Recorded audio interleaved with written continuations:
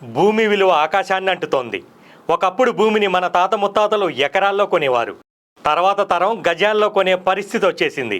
ఇప్పుడు చదరపు అడుగుల్లో కొనాల్సిన పరిస్థితి వచ్చింది. రాబోయే రోజుల్లో అంగుళాలు సెంటీమీటర్లో కొనే పరిస్థితి వచ్చేలా ఉంది భూమి డిమాండ్ చూస్తుంటే. కాబట్టి భూమికి ఉన్న డిమాండ్ని క్యాష్ చేసుకోవాలని చెప్తుంటారు భూమి మీద ఇన్వెస్ట్మెంట్ అనుభవం ఉన్నవారు. మీరు గనక ఫ్యూచర్లో ల్యాండ్ రేట్ అమాంతం పెరిగిపోయే ల్యాండ్ మీద ఇన్వెస్ట్ చేయాలనుకుంటే కనుక మీకు ఈ ఏరియా చాలా బాగా ఉపయోగపడుతుంది. గచ్చిబౌలిలో ఇప్పుడు ఒక చదరపు గజం స్థలం కొనాలంటే 1,00,000 నుంచి 2,00,000 రేంజ్లో ఉంది.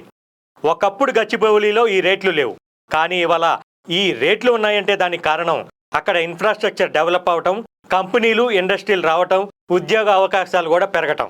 ఇప్పుడు గచ్చిబౌలి ఎలా అయితే ఉందో అలాంటి గచ్చిబౌలి ఇంకోటి రెడీ అవుతుంది. ఆ ఏరియా పేరే Shadnagar.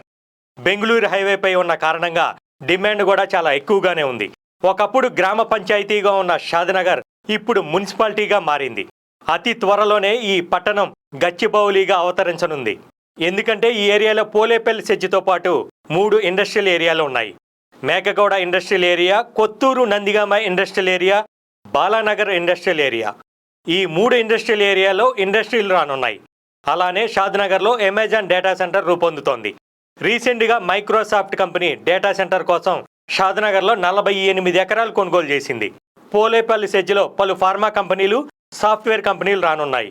Amazon, Microsoft, statue of equality, Natco, MSN pharma వంటివి షాద్నగర్లో ఉన్నాయి. కొన్ని కంపెనీలు ఆపరేషన్లో ఉండగా కొన్ని రెడీ అవుతున్నాయి.